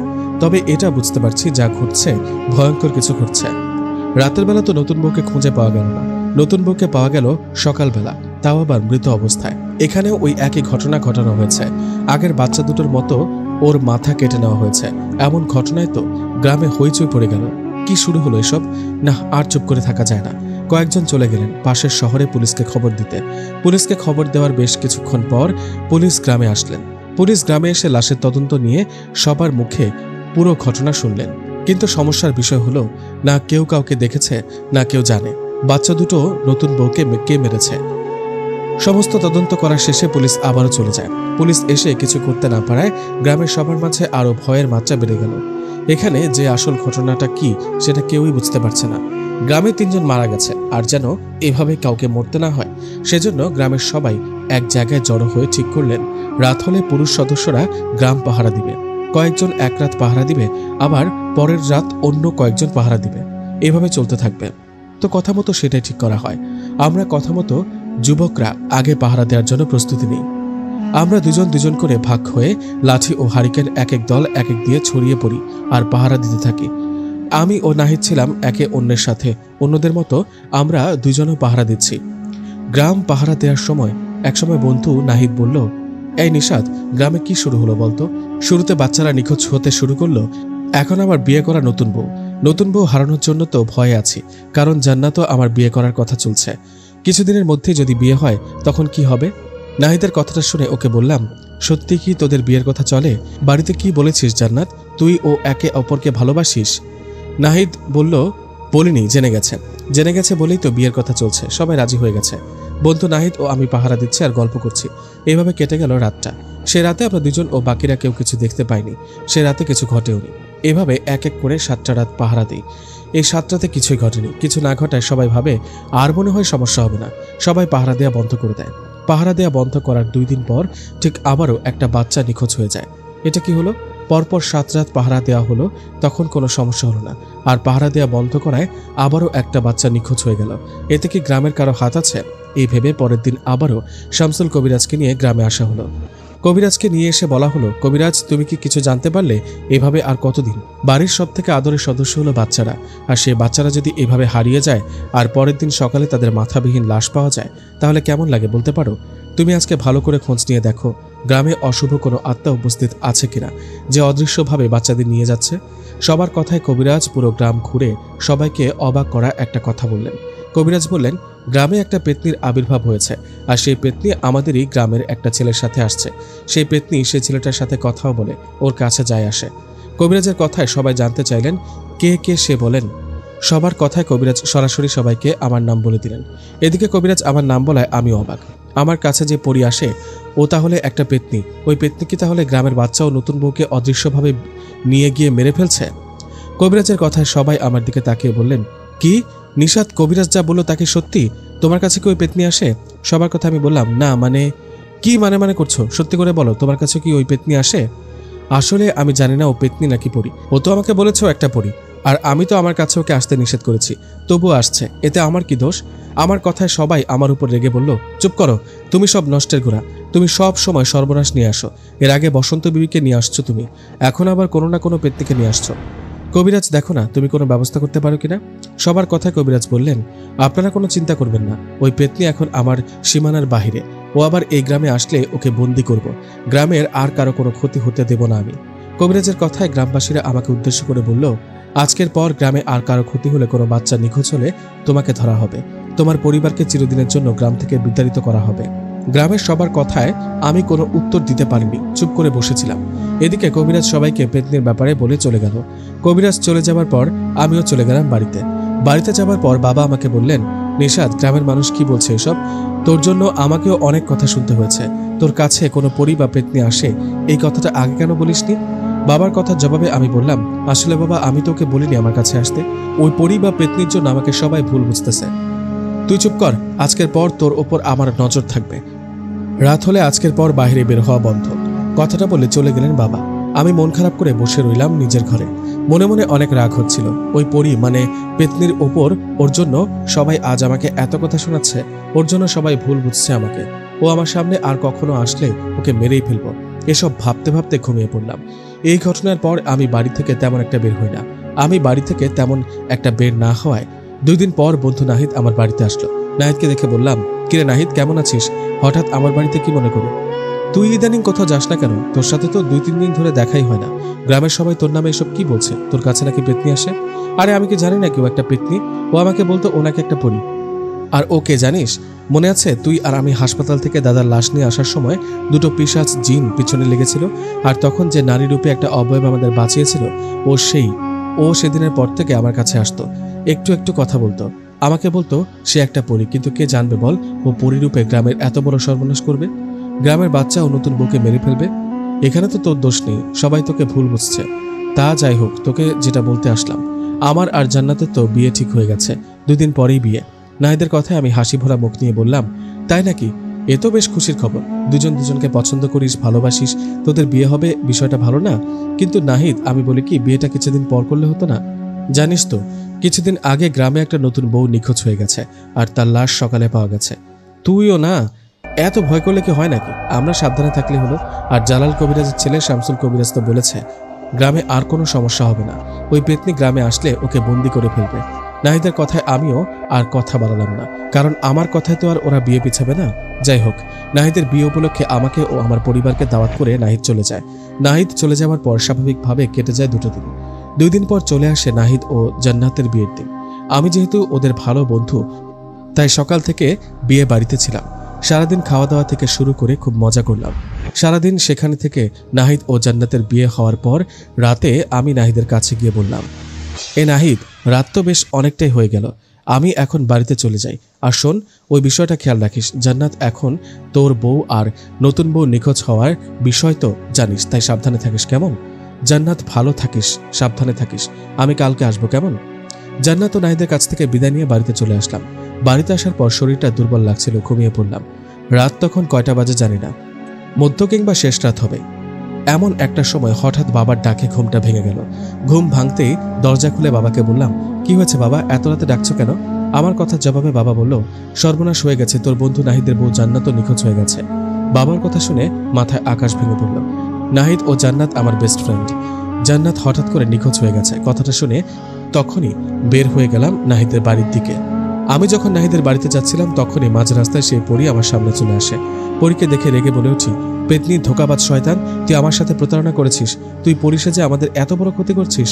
জান্নাত কোথায় বল, জান্নাতের সাথে কি করেছিস বল এখনই। আমার কথায় পরী বলল, নিশাদ বিশ্বাস করো, আমি পেতনি না, আমি আসলেই একটা পরী। ওর কথায় রেগে বললাম, চুপ, একদম চুপ। শামসুল কবিরাজ আমাদের সব বলেছে, আমরা সবাই জেনে গেছি তুমি একটা পেতনি। তুমি গ্রামের ছোট বাচ্চা ও নতুন বউকে অদৃশ্যভাবে নিয়ে গিয়ে তাদের মাথা কেটে নাও। ভালোই ভালোই বলো বলছি, জান্নাত কোথায়? আমার কথায় সেই পরী আবারও বলল, নিশাদ বিশ্বাস করো, আমি পেতনি না, আমি একটা পরী। আমি তোমাদের গ্রামের কোনো ক্ষতি করিনি, আর আমি বসন্ত বিবির আদেশে তোমার কাছে আসি, তোমাদের গ্রামের যেন কোনো সমস্যা না হয় সেদিকে নজর রাখি। ওই শামসুল কবিরাজও একটা খারাপ লোক, ও এতদিন তোমাদের গ্রামের বাচ্চা ও নতুন বউকে নিয়ে গিয়ে মেরে ফেলেছে। বাহ বাবা, কি কাহিনী! তুমি বলো শামসুল কবিরাজ খারাপ, ওদিকে শামসুল কবিরাজ বলে তুমি খারাপ। আমরা কার কথা বিশ্বাস করব? সত্যি করে বলো, কে তুমি? আমার কথায় পরী বলল, নিশাদ আমাকে একটিবার বিশ্বাস করো, তোমার বান্ধবী জান্নাত ওকে বাঁচাতে চাইলে তাড়াতাড়ি কিছু লোক নিয়ে নদীর পাড়ে ওই ঝোপ জঙ্গলের কাছে যাও। দয়া করে আমাকে একটিবার বিশ্বাস করো, তাড়াতাড়ি যাও ওখানে, নইলে জান্নাতকে বাঁচানো যাবে না। পরীর কথায় কেমন একটা সন্দেহ হলো। এদিকে তখনই কিছু লোক হারিকেন আর হাতে লাঠি নিয়ে এগিয়ে আসতে লাগলো। এই দেখে পরী সেখান থেকে চলে গেল। ওরা সবাই আমার কাছে আসে। আমি বললাম, জান্নাতের কি কোনো খোঁজ পাওয়া গেল? আমার কথায় ওনারা আমার উপর রেগে গিয়ে বলল, না, পাওয়া যায়নি, আর আমরা তোমার বাড়িতে যাচ্ছি, এসব তোমার কারণে হচ্ছে, তোমার কাছে আসা পেতনি এসব করেছে। ওদের কথা শুনে আমি বললাম, না, আপনারা দয়া করে আমাকে ভুল বুঝবেন না, এখন এসব বলার সময় নয়, জান্নাতকে বাঁচাতে হবে, দয়া করে আমার সাথে তাড়াতাড়ি নদীর পাড়ে চলুন। আমার কথায় ওরা বলল, না, আমরা কোথাও যাব না, আর জান্নাতকে নদীর পাড়ে পাওয়া যাবে তোমাকে কে বলল? তোমাকে আমরা বিশ্বাস করি না। সবার কথায় আমি বললাম, আমি আপনাদের পায়ে পড়ি, শেষবারের মতো বিশ্বাস করে দেখুন, সবাই চলুন আমার সাথে। আমার এমন অনুরোধে সবাই বললেন, ঠিক আছে, আমরা শেষবারের মতো তোমাকে বিশ্বাস করলাম, কিন্তু নদীর পাড়ে গিয়ে যদি জান্নাতকে না পাই তাহলে তোমাকে ছাড়ব না, তোমার কঠিন বিচার হবে। সবার কথা রাজি হয়ে নাহিদ সহ গ্রামের অনেককেই সাথে নিয়ে আগুনের মশাল ও হারিকেন হাতে চলে গেলাম নদীর পাড়ে। সেখানে গিয়ে আমি পরীর কথা মতো সবাইকে নিয়ে ঝোপঝাড় ও জঙ্গলের মতো একটা জায়গা আছে, সেখানে গিয়ে সবাই যা দেখলাম সেটা দেখে নিজের চোখকে বিশ্বাস করতে পারিনি। আমরা দেখলাম শামসুল কবিরাজ জঙ্গলের মাঝে বসে আছে, ওর সামনে আগুনের কুণ্ডলি জ্বালানো, আর পাশে জান্নাতের মাথাবিহীন শরীর পড়ে আছে মাটিতে। এই দৃশ্য দেখে সবাই বলে উঠলেন, শামসুল তুমি? সবার কথা শামসুল কবিরাজ হা হা করে হাসতে হাসতে বলল, তোমরা এসে গেছো? ইস, তোমাদের আসতে একটু দেরি হয়ে গেছে, এতক্ষণে আমি আমার কাজ হাসিল করে ফেলেছি, আমার কাজ হয়ে গেছে। তোমরা হয়তো ভাবছো আমি এসব কেন করছি, আমি এসব করছি জেদের কারণে, রাগে দুঃখে আমি এসব করছি। কারণটা শুনবে না? শোনো, আমার বাবা জালাল কবিরাজ, উনি বসন্ত বিবির হাত থেকে তোমাদের বাঁচাতে কত কিনা করেছে, তোমাদের হয়ে বসন্ত বিবির সাথে লড়াই করেছে, আর তোমরা আমার বাবাকে ফেলে রেখে যে যার মতো চলে গেছো। আমার বাবা তোমাদের গ্রামবাসীকে বাঁচাতে এসে মারা গেছে, সেই তখন থেকে আমার তোমাদের গ্রামের সবার উপর রাগ। আমি তো বসন্ত বিবিকেও ছাড়বো না, সাথে সাথে তোমাদের গ্রামের কাউকে বাঁচতে দিব না, ভয়ঙ্কর মৃত্যু হবে সবার। আমি তোমাদের গ্রামের 3টা বাচ্চা ও 2টো নতুন বিয়ে হওয়া বউকে আমার সাথে থাকা জিনকে দিয়ে অদৃশ্যভাবে ধরে নিয়ে আসি, আর শয়তানের নামে বলি দিই। আমি এই 3 শিশু আর 2টো নতুন বিয়ে হওয়া বউয়ের রক্ত আর মাথা দিয়ে এমন একটা শয়তানের অনুসারী পিশাচ জিনকে খুশি করেছি যে বসন্ত বিবির থেকেও শক্তিশালী। ওই জিনের চেহারা এতটা ভয়ঙ্কর যে কেউ ওকে দেখলেই ভয়ে বুক ফেটে মারা যাবে। ওই ভয়ঙ্কর শক্তিশালী জিন আমার কাজে খুশি, এখন আমি ওকে যা বলবো ও তাই করবে, তোমরা কেউ বাঁচবে না ওর হাত থেকে। শামসুল কবিরাজের কথাগুলো শুনে সবাই বলে, বেঈমান, ধোকাবাজ, তোকে বিশ্বাস করে সব সমস্যার কথা বলতাম, আর তুই পেতনির নাম বলে নিজে সব অপরাধ করেছিলি, গ্রামের বাচ্চা ও নতুন বউদের মেরে আবার আমাদেরই হুমকি দিচ্ছিস। এই বলে আমরা সাথে থাকা লাঠি দিয়ে ইচ্ছামতো পেটাতে থাকি সেই শামসুল কবিরাজকে। আমরা ওকে পেটাতে পেটাতে যখন ও মারা যাবে এমন একটা অবস্থায় ঠিক তখনই হঠাৎ আশেপাশের গাছপালা ও ঝোপঝাড়ে প্রচণ্ড ঝড় শুরু হলো, আর ঝড়ের সাথে সাথে ভয়ঙ্কর আওয়াজ। সেই আওয়াজটা এত ভয়ঙ্কর ছিল যে আমরা সবাই তখনই সেখান থেকে পালিয়ে আসি। আমরা পালিয়ে বাড়িতে আসার পর সবাই একে অপরকে বলা বলি করি, রাতে বাইরে থাকা ঠিক হবে না, সবাই যার যার মতো বাড়িতে গিয়ে ঘুমিয়ে পড়ো, কাল সকালে ওর বিচার হবে। কথা মতো সবাই যে যার বাড়িতে গিয়ে ঘুমিয়ে পড়লেন। কথা মতো পরের দিন সকালে আবারও সবাই একসাথে হয়ে লাঠি নিয়ে চলে গেলাম সেই নদীর পাড়ে জঙ্গলের কাছে। সেখানে গিয়ে দেখলাম শামসুল কবিরাজ সেখানে নেই, মনে হয় পালিয়ে গেছে। এই ভেবে সবাই আবারও গ্রামে এসে আলোচনা করতে লাগলেন। গ্রামের কয়েকজন মুরব্বী বললেন, শোনো সবাই, আমাদের গ্রামে মনে হয় আবারও কোনো ভয়ঙ্কর কিছু ঘটতে চলেছে। জালাল কবিরাজের ছেলে আমাদের জন্য আবারও অভিশাপ নিয়ে আসছে। সেই অভিশাপ যেন আর কারো উপরে না পড়ে, সেজন্য সবাই সাবধানে থাকবেন। রাত করে জরুরি কাজ ছাড়া বাহিরে বের হবেন না কেউ, আর বাহিরে বের হলেও যেন সাথে আগুন জাতীয় কিছু থাকে। মুরব্বীদের কথায় সবাই রাজি হয়ে চলে গেলেন বাড়িতে। মনটা ভীষণ খারাপ। গ্রামের কয়েকজন বাচ্চাকে মেরে ফেলেছে ওই শামসুল কবিরাজ, সাথে মেরে ফেলেছে নাহিদের বউ, আমার ভালো বন্ধু জান্নাতকে। জান্নাত মারা যাওয়ায় নাহিদ ভীষণভাবে ভেঙে পড়েছে। আমি ওকে কিভাবে সান্ত্বনা দিব ভেবে পাচ্ছিলাম না। যাই হোক, এভাবে কেটে গেল 2 দিন। এই 2 দিনে আর কোনো সমস্যা না হওয়ায় 3 দিনের দিন রাতের বেলা একটা ভয়ঙ্কর ঘটনা ঘটে। সেদিন রাতে একজন বাজার থেকে ফিরছিলেন। হঠাৎ ওনার প্রচন্ড চিৎকারে সবাই ওনার কাছে দৌড়ে গিয়ে দেখি উনি পড়ে আছে মাটিতে। আমরা সেখানে গিয়ে বুঝতে পারি উনি আর বেঁচে নেই, মারা গেছেন। ওনাকে দেখে মনে হচ্ছে উনি ভয়ঙ্কর কিছু একটা দেখে মারা গেছে। ওনার চোখে মুখে ভয়ের ছাপ। উনি মারা যাওয়ায় ওনার পরিবারের সবাই কান্নায় ভেঙে পড়েন। হঠাৎ করে একজন মারা যাওয়ায় সবাই ওই শামসুল কবিরাজের কথা মনে পড়ে। কবিরাজ কি বলেছিল মনে আছে? ও আমাদের গ্রামে একজন শক্তিশালী ভয়ঙ্কর জিনকে আমন্ত্রণ দিয়ে নিয়ে আসছে গ্রামের সবাইকে মেরে ফেলতে। এই ঘটনার পর সবাই আরো সতর্ক হয়ে যায়। সবাই নিজ নিজ জায়গা থেকে সাবধানে থাকতে শুরু করে, কিন্তু এতে কোনো লাভ হয় না। রোজ রাতে কেউ না কেউ এই ভয়ঙ্কর জিনটাকে দেখে আর ভয়ে চিৎকার দিয়ে সেখানেই মারা যায়। একবার ভাবুন তো, সেই জিনটার সুরত কেমন কেমন ওর ভয়ঙ্কর রূপ, যে ওকে দেখে সেই ভয়ে মারা যায়। বসন্ত বিবিকে দেখে তো তবুও 2-3 দিন বেঁচে ছিল, তারপর মারা গেছে, কিন্তু এই ভয়ঙ্কর জিনটাকে দেখে তো সাথে সাথে মারা যাচ্ছে। এভাবে গ্রামের 2-3 জন মারা যাওয়ার পর গ্রামের অনেকেই মিলে ঠিক করে শামসুল কবিরাজের সাথে দেখা করবে। কথা মতো সেটাই করা হয়। সবাই মিলে শামসুল কবিরাজের বাড়িতে গিয়ে ওর সাথে দেখা করে। সবাই কবিরাজের সাথে দেখা করে বলে, শামসুল, তুমি কি শুরু করেছো এসব? তোমার বাবার মৃত্যুর জন্য আমরা দায়ী না। তোমার বাবা মারা গেছে লোভ আর ক্ষমতার অপব্যবহারে, আমরা এর জন্য দায়ী না। তুমি এসব বন্ধ করো। তুমি কোন জিনকে আমাদের গ্রামে আমন্ত্রণ দিয়ে নিয়ে আসছো যে ওকে দেখলেই ভয়ে সেখানেই মারা যায়? সবার কথা শুনে শামসুল কবিরাজ বলে, এখনো তো আসল খেলা শুরুই হয়নি। বলছিলাম না এটাকেও ছাড়বো না। আমি আমার বাবার জন্য তোমাদের দায়ী মনে করি। আমি তোমাদের তো ছাড়বো না, সেই সাথে ওই বসন্ত বিবিকেও ছাড়বো না।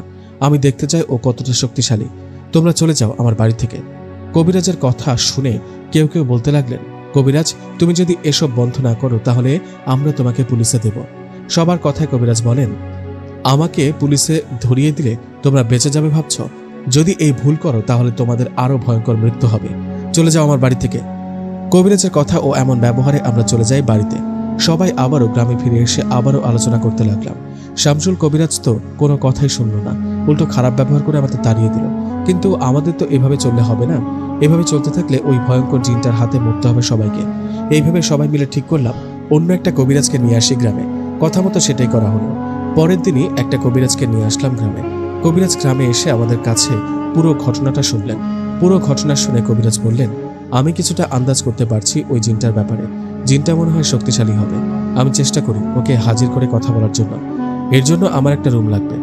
একা একটা রুমে আমি ওই জিনটাকে হাজির করে কথা বলবো। কবিরাজের কথায় তাই করা হলো। ওনাকে একা একটা রুম দেওয়া হলো। একা একটা রুম পেয়ে কবিরাজ দরজা লাগিয়ে সেখানে তার মতো করে কাজ করতে লাগলেন। আমরা সবাই কবিরাজের জন্য বাইরে অপেক্ষা করতে লাগলাম। এভাবে কেটে গেল 2 ঘন্টা সময়। 2 ঘন্টা পর কবিরাজ রুমের দরজা খুলে বাইরে চলে আসলেন। কবিরাজ বাইরে আসে সবাই বলতে লাগলো, কবিরাজ, কিছু কি জানতে পারলে? ওই জিনটাকে কি হাজির করতে পারলে? সবার কথায় কবিরাজ মাথা নাড়িয়ে না উত্তর দেন। কবিরাজ বলেন, আমি ওই জিনটাকে হাজির করতে পারিনি। অনেক চেষ্টার পরও যখন দেখলাম ও হাজির হচ্ছে না, তখন আমি আমার সাথে থাকা জিনটাকে পাঠাই ওই ভয়ঙ্কর জিনটার বিষয়ে খোঁজ নিতে, ওর বিষয়ে জানতে। আমাকে সেই জিনটা ওই জিনের বিষয়ে খোঁজ নিয়ে যা বললেন সেটা শুনে কবিরাজ হয়েও আমার ভয় লাগছে। আমার সাথে থাকা জিনটা বলেন, শামসুল কবিরাজ 5টা জীবনের বিনিময়ে ওই জিনটার সাথে চুক্তি করেছে। আপনাদের যদি খুলে বলি, বিষয়টা এমন, সে জিনটাকে 5টা জীবনের বিনিময়ে খুশি করে তাকে দিয়ে কাজ করিয়ে নেবে। আর যে জিন একবার মানুষের সাথে চুক্তি করে, ওয়াদা করে, সেই জিন জীবনের বিনিময় হলেও সেটা করেই ছাড়ে। শামসুল কবিরাজ ওই ভয়ঙ্কর পিশাচ জিনকে খুশি করে আপনাদের গ্রামে নিয়ে আসছে। আপনাদের সবাইকে যেন মেরে ফেলা হয় সেই চুক্তিতে ও 5টা বলি দিয়েছে। কবিরাজের কথায় সবাই ভয় পেয়ে বলেন, তুমি কিছু করতে পারবে না? সবার কথার জবাবে কবিরাজ বললেন, না, আমি এই বিষয়ে কিছু করতে পারবো না। এতে আমি সহ আমার পরিবার ও বিপদে পড়তে পারি। ওই পিশাচ জিনটা চেহারা এতটা ভয়ঙ্কর যে সাধারণ কোনো জিনও ওকে দেখে ভয় পায়।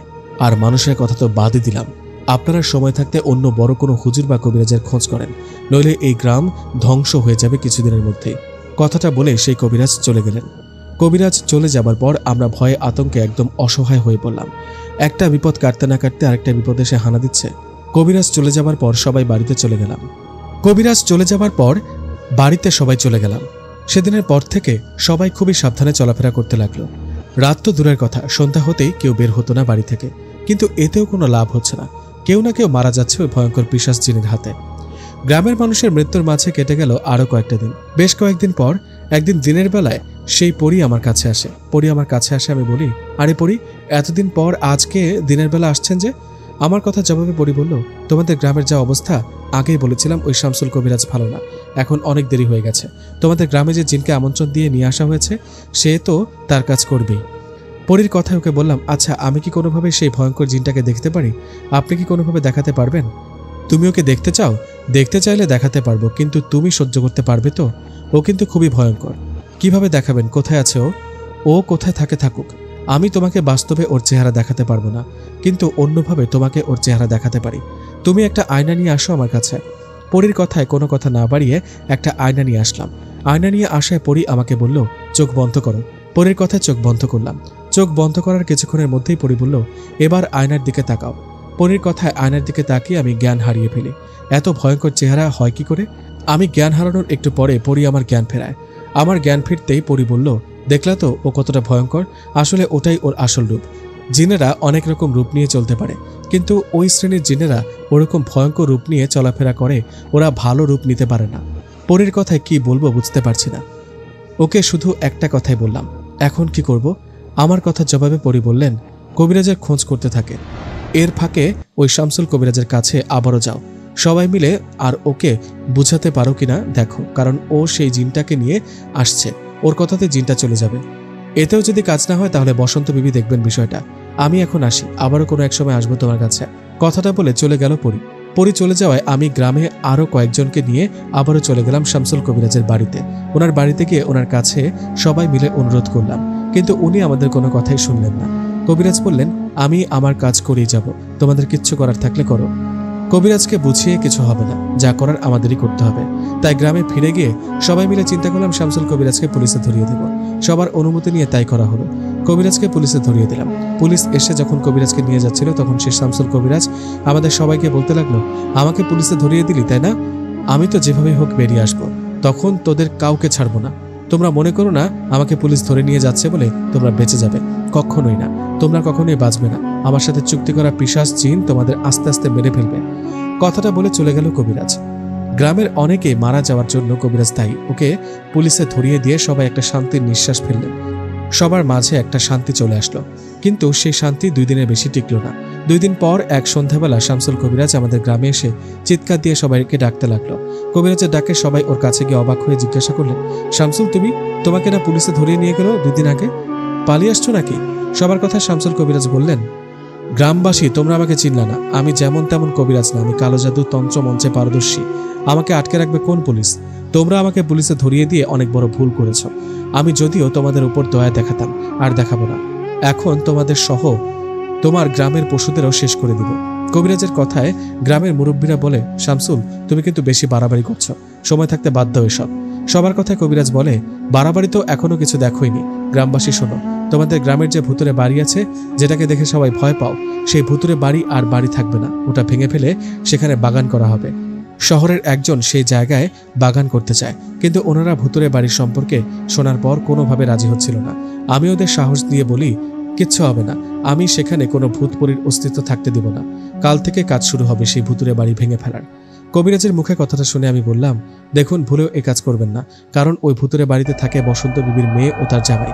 ওই ভুতুরে বাড়ির জায়গাটাতে ওরা কয়েক বছর আগে থেকেই থাকে। ওই বাড়ি ভেঙে ফেললে আর রক্ষা নেই। আমার কথা শুনে শামসুল কবিরাজ বললেন, তাই নাকি? আমাকে হুমকি? কোনো শক্তি আছে যে আমার থেকেও শক্তিশালী? বসন্ত বিবি, আমি তো ওর মোকাবেলাই করতে চাই। আর রইল ভূতের বাড়ির কথা, ওইখানে কে থাকে? বসন্ত বিবির মেয়ে ও তার জামাই। আমি এক্ষুনি ওদের ধরে নিয়ে এসে বন্দি করছি। কথাটা বলে কবিরাজ আমাদের সামনে তখনই মাটিতে একটা গোল বৃত্ত এঁকে সেখানে বসলেন, সামনে একটা বোতল রেখে। এরপর কবিরাজ চোখ বন্ধ করে মন্ত্র পড়তে লাগলো। বেশ কিছুক্ষণ এভাবে মন্ত্র পড়তে পড়তে কবিরাজ উঠে দাঁড়ালো, আর তখনই আমরা শুনতে পেলাম অদৃশ্য কোনো কান্নার আওয়াজ। মনে হচ্ছে কেউ কান্না করছে। এভাবে কান্নার আওয়াজ পাওয়ার 2-1 মিনিট পরেই শামসুল কবিরাজ তার সামনে থাকা বোতলের মুখ লাগিয়ে হাসতে হাসতে বলল, গ্রামবাসী দেখো দেখো, আমি আমার সাথে থাকা জিনদের দিয়ে ভুতুরে বাড়িতে থাকা বসন্ত বিবির মেয়ে ও তার জামাইকে বোতলবন্দি করলাম। তোমরা তো আমার ক্ষমতা সম্পর্কে জানো না, এখন তোমরাই বলো আমি এদের কি করব। এদের বোতলবন্দি তো করলাম, এদের মাটিতে পুঁতে রাখবো না মেরে ফেলবো? মেরে ফেলে এটাই ভালো হবে। কবিরাজের এমন কথা সবাই বলতে লাগলো, না না, এটা করো না, তাহলে বসন্ত বিবি ফিরে আসবে। তাছাড়া তুমি অন্যায়ভাবে কোনো জিনকে কেন হত্যা করবে? গ্রামের সবার কথা শামসুল কবিরাজ কোনো কান দিলেন না। সে সেখানে আবারও একটা গোল বৃত্ত আঁকলেন। গোল বৃত্ত এঁকে সেখানে আগুন জ্বালিয়ে মনে মনে মন্ত্র পড়তে লাগলো। এইভাবে বেশ কিছুক্ষণ মন্ত্র পড়ার পর কবিরাজ বন্দি থাকা সেই বোতলটা যেই না হাতে নিয়ে আগুনের উপর ধরছে, মানে তাদের পুড়িয়ে ফেলবে এমন একটা অবস্থায় মুহূর্তের মধ্যে চারদিক অন্ধকার করে বসন্ত বিবি সেখানে চলে আসলো। বসন্ত বিবি সেখানে এসে সোজা সে শামসুল কবিরাজের বুকের মধ্যে এত জোরে আঘাত করেছে যে শামসুল কবিরাজ শূন্যে উড়ে ছিটকে গিয়ে পড়লেন 100 হাত দূরে। কবিরাজের এমন ছিটকে যাওয়া ও বসন্ত বিবির আগমনে সবাই কেঁপে উঠল। বসন্ত বিবির আগমনে সবাই কেঁপে উঠলে এদিকে শামসুল কবিরাজ ছিটকে গিয়ে দূরে পড়ে আবার উঠে দাঁড়ালো। বসন্ত বিবির আঘাতের ফলে কবিরাজের মুখ দিয়ে রক্ত চলে আসছে, তবুও কবিরাজ উঠে দাঁড়িয়ে বলল, বসন্ত বিবি, তোকে স্বাগতম জানাই রে। আমি তো তোর অপেক্ষাই করছি। তোর সাথে আমার অনেক হিসাব নিকাশ বাকি। তুই আসছিস নিজের ইচ্ছায়, কিন্তু ফিরতে পারবি কিনা সন্দেহ আছে, কারণ আজ হবে তোর শেষ দিন। তুই আমার বাবাকে ভয়ঙ্করভাবে মেরেছিলি, নিজের চোখের সামনে বাবাকে মরতে দেখেছি। আজ তোকে মারবো, গ্রামের সবাই দেখবে। শামসুল কবিরাজের কথায় বসন্ত বিবি ভয়ঙ্কর কণ্ঠে বলে উঠলেন, শামসুল, তোর অবস্থা তোর বাবার মতনই হবে। বেশি ঝামেলা জড়াতে না চাইলে আমার মেয়ে ও তার জামাইকে ছেড়ে দে, নইলে তোর বাবার মতো তোর ভয়ঙ্কর মৃত্যু হবে। বসন্ত বিবির কথায় কবিরাজ বললেন, বসন্ত বিবি, হুমকি তাকে দেয়া যায় যে হুমকিতে ভয় পায়। আমি তো তোকে ভয় পাই না। আর তুই কি জানিস না আমার পেছনে কে আছে? তুই কি ওর শক্তি সম্পর্কে জানিস না? কবিরাজের কথার জবাবে বসন্ত বিবি বললেন, ক্ষমতা ক্ষমতা কারো চিরস্থায়ী নয়, এটা মনে রাখিস। সৃষ্টিকর্তা যেমন ক্ষমতা দেন, সেই ক্ষমতার অপব্যবহার করলে সেটা কেড়েও নেন। তুই আমার মেয়ে ও মেয়ের জামাইকে মুক্ত করে এই গ্রাম থেকে চলে যা। এই গ্রামের আর একটা লোকেরও ক্ষতি হতে দিব না আমি। বসন্ত বিবির কথায় কবিরাজ কোনোভাবে তার মেয়ে ও মেয়ের জামাইকে বোতলবন্দি থেকে মুক্ত করতে রাজি হচ্ছিল না। এটা দেখে আমি ও গ্রামের কয়েকজন মিলে তখনই শামসুল কবিরাজকে ঘিরে ধরি, আর কবিরাজের হাত থেকে ওই বোতলটা নিয়ে তখনই ভেঙে ফেলি। বোতলটা ভেঙে ফেলার ফলে বসন্ত বিবির মেয়ে ও তার জামাই মুক্ত হন। এই দেখে শামসুল কবিরাজ বললেন, গ্রামবাসী, তোমরা আবারও ভুল করলে আমার কাছে বাধা দিয়ে। এই বলে কবিরাজ হঠাৎ করে চোখ বন্ধ করে বিড়বিড় করে কি জানি পড়তে লাগলো, আর হাতে হাততালি দিতে লাগলো। এভাবে 2-3 মিনিট চলে যাবার পর হঠাৎ করে সেখানে আশেপাশের গাছগুলোতে ঝড় শুরু হয়, আর একটা আলোর ঝলকানিতে সেখানে এসে উপস্থিত হন শামসুল কবিরাজের আমন্ত্রণ করা সেই ভয়ঙ্কর জিনটা। সেই জিনটা সেখানে আসায় ভয়ে গ্রামের বাচ্চা, মহিলা ও অনেকেই দৌড়াদৌড়ি করে চলে গেল বাড়িতে। আমরা কয়েকজন তখনই দাঁড়িয়েছিলাম সেখানে। কবিরাজের সাথে থাকা সেই ভয়ঙ্কর পিশাচ জিনটা আসতেই বসন্ত বিবি আমাদের সবাইকে বললেন, সবাই মাথা নিচু করো, কেউ আমার বা ওই জিনের দিকে তাকাবে না, এখানে যত যা কিছুই হোক। বসন্ত বিবির কথায় আমরা সবাই মাথা নিচু করলাম। এদিকে কবিরাজের সাথে থাকা সেই ভয়ঙ্কর জিনটা এসে বসন্ত বিবির আসল নাম ধরে ডাক দিয়ে বললেন, ফাইজা, কেমন আছো? সেই জিনের কথায় বসন্ত বিবি বললেন, কে তুই? আমার নাম নেওয়ার আগে আমার বিষয়ে খোঁজ নিয়ে আসিসনি? আমার সামনে দাঁড়িয়ে আমার নাম নিয়ে তামাশা করছিস? বসন্ত বিবির কথায় সেই জিনটা বলল, ফাইজা, আমি তোমাকে চিনি, তোমার বিষয়ে সব খোঁজ খবর আমার রাখা। আমি তো তোমারই মুখোমুখি হওয়ার জন্য অপেক্ষা করছি। আমি তোমাকে ভালোভাবে চিনি, বরং তুমি আমাকে চেনো না। জিনটার এমন অবাক করা কথায় বসন্ত বিবি বললেন, কে তুই, পরিচয় বল। তখন সে জিনটা বলেন, আমার নাম ধনাই। আমি সেই গোত্রের জিন যে গোত্রের সকল জিনকে তুই মেরে ফেলেছিলি, শুধু বাচ্চা আর গর্ভবতী মহিলা ছাড়া। আমি সেই গোত্রের জিন, তখন বাচ্চা ছিলাম। নিজের চোখের সামনে মা, বাবা ও গোত্রের সকল জিনকে মরতে দেখেছি। আমি তখন থেকে ওয়াদা করি, তোকে একদিন না একদিন শেষ করে ছাড়ব। তুই যেমন কালো জাদুর মাধ্যমে নিজেকে শক্তিশালী করেছিস, আমিও ঠিক একইভাবে দীর্ঘ 40 বছর সাধনা করে কালো জাদুর মাধ্যমে নিজেকে শক্তিশালী করছি। ফাইজা, আমি তোকে বাঁচতে দিব না। আমি এই শামসুল কবিরাজের কাছে এমনি এমনি আসিনি। তোর সাথে গ্রামের মানুষের একটা সংযোগ আছে।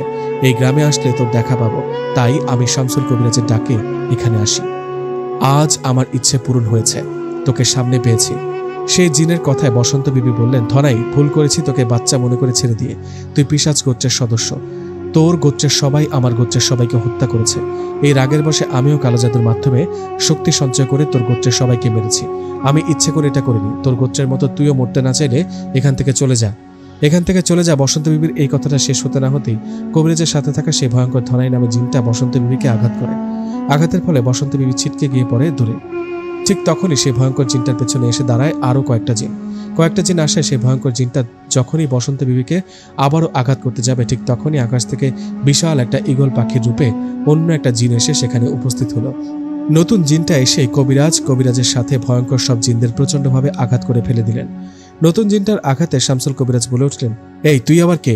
দেখ, তোর সাথে আমার কোনো শত্রুতা নেই, তুই চলে যা, আমাদের শত্রুতা বসন্ত বিবির সাথে। শামসুল কবিরাজের কথায় সেই নতুন আসা জিনটা বললেন, শামসুল, আমার শত্রুতা অন্য কারোর সাথে না, আমার শত্রুতা তোর সাথে। সেই জিনের কথায় শামসুল কবিরাজ বললেন, মানে আমার সাথে তোর কিসের শত্রুতা? কে তুই?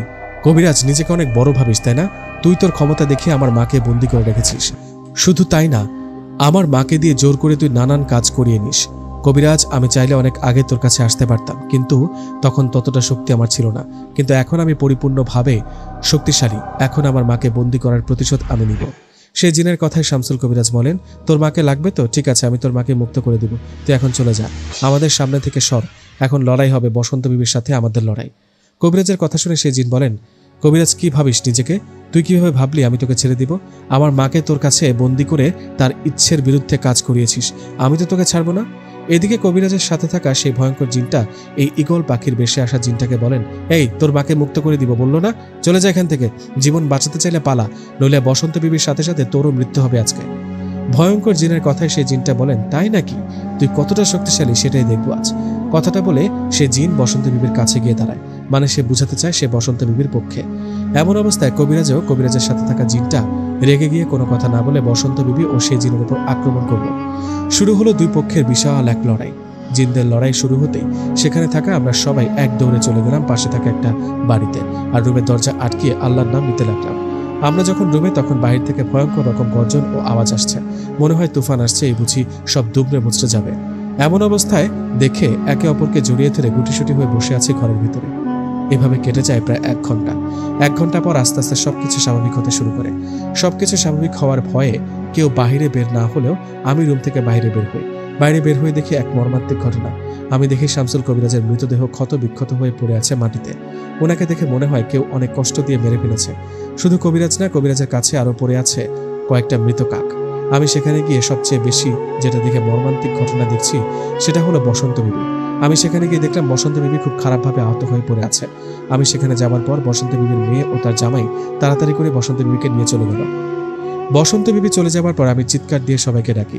আমার ডাকে অনেকে আগুনের মশাল হাতে বেরিয়ে আসে। সবাই এসে দেখে কবিরাজের মৃত লাশ। কবিরাজকে কে মারলো? হয়তো বসন্ত বিবি মেরেছে, নয়তো অন্য জিনের হাতে মারা গেছে।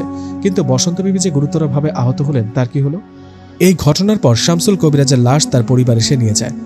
শামসুল কবিরাজ মারা যাওয়ায় গ্রামের সবাই শান্তির নিঃশ্বাস ফেলল। হয়তো আমাদের গ্রাম থেকে অভিশাপ উঠে গেছে, হয়তো সেই ভয়ঙ্কর জিনটা আর কাউকে মেরে ফেলবে না। কিন্তু এসব যার জন্য হলো, তিনি কেমন আছে? বসন্ত বিবি কেমন আছে? এসব ভাবনা মনের মধ্যে সবসময় ঘুরত। এই ঘটনার 3 দিন পর এক রাতে বসন্ত বিবির মেয়ে আমার কাছে আসে। উনি আমার কাছে আসে, আমি ওনাকে সালাম দিয়ে বলি, আপনি হঠাৎ আমার কাছে? আপনার মা বসন্ত বিবি, উনি কেমন আছে? আমার কথায় বসন্ত বিবির মেয়ে মন খারাপ করে বললেন, আমার মা আর বেঁচে নেই, মা মারা গেছে। আসলে সেদিন কবিরাজ ও কবিরাজের সাথে থাকা ভয়ঙ্কর জিনটা মায়ের উপর আক্রমণ করে। মায়ের সাথে ওরা শক্তিতে পেরে না ওঠায় সে জিনটা গ্রামের মানুষদের, মানে আপনাদের ওপর শেষ আক্রমণ করার জন্য ছুটে আসতে থাকে। সেই জিনটা আপনার সামনে আসলে আপনারা সবাই ভয়ে মারা যেতেন। মা আপনাদের সবাইকে বাঁচাতে এসে গুরুতর আহত হয়। মা আহত হবার পর ওই ভয়ঙ্কর জিন ও তার সাথে থাকা জিনগুলো সহ শামসুল কবিরাজ সহ সবাইকে মেরে ফেলে। মা অনেক অসুস্থ হয়। আমরা ওনাকে আমাদের জিন জাতির হেকিমের কাছে নিয়ে যাই, কিন্তু এতেও কোনো লাভ হয়নি। মা মারা যান। মা মারা যাওয়ার আগে আমাকে বলেছিল, আপনাদের গ্রামের অনেককে মেরে ফেলার উনি অনুশোচনায় ভোগেন। নিজের প্রতি নিজের খারাপ লাগে, তাই জীবনের ঝুঁকি নিয়ে আল্লাহর রহমতে আপনাদের গ্রামের সবাইকে বাঁচিয়ে দিলেন। মা মারা গেছেন, সব খারাপ জিনদেরও মেরে ফেলেছেন। এখন থেকে আশা করি এই গ্রামে আর কোনো সমস্যা হবে না। আমার মায়ের জন্য দোয়া করবেন সবাই। কথাটা বলে বসন্ত বিবির মেয়ে চলে গেল। উনি চলে যাওয়ায় আমি যেন পাথর হয়ে গেছি। বসন্ত বিবি বেঁচে নেই, মারা গেছে। খুব খারাপ লাগছে উনি মারা গেছে কথাটা শুনে। উনি যতটা খারাপ ছিল তার থেকে অনেকটা ভালো ছিল। আমাদের গ্রামের অনেকের প্রাণ কেড়ে নিলেও শেষ পর্যন্ত নিজের জীবন দিয়ে সবাইকে বাঁচিয়ে দিল। বসন্ত বিবি মারা যাওয়ার কথা শুনে গ্রামের সবাই আফসোস করে। উনি আমাদের বাঁচাতে নিজের জীবন দিয়ে দিলেন। বসন্ত বিবির এই উপকার, ওনার এই গল্প গ্রামের সবার মনে গেঁথে থাকবে। অভিশপ্ত গ্রাম সিজন 1 থেকে শুরু করে এই সিজন 2 বা শেষ পর্যন্ত যারা শুনেছেন তারা অবশ্যই কমেন্ট করে জানাবেন এই গল্পটা কেমন ছিল। যারা এখনও শুনেননি পুরোটা শুনে নেবেন। বসন্ত বিবির মৃত্যুর মাধ্যমে গল্পটা এখানেই শেষ করছি। আবারও নতুন গল্প নিয়ে হাজির হব ইনশাল্লাহ। অপেক্ষা করুন।